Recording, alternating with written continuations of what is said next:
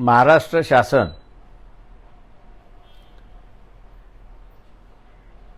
हे आता स्वतःला केंद्र शासन समजायला लागले अशी असणारी परिस्थिती आहे।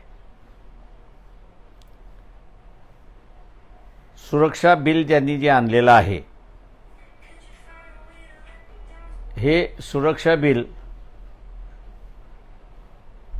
प्रिव्हेन्शन ऑफ डिटेन्शन ॲक्ट जो आहे UAPA आपण ज्याला म्हणतो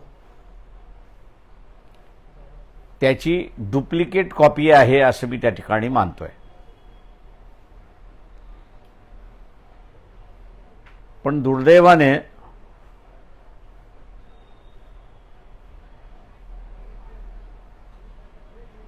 महाराष्ट्र शासन आणि महाराष्ट्र विधानसभा आणि विधान परिषद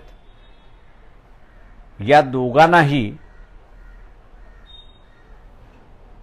असा कायदा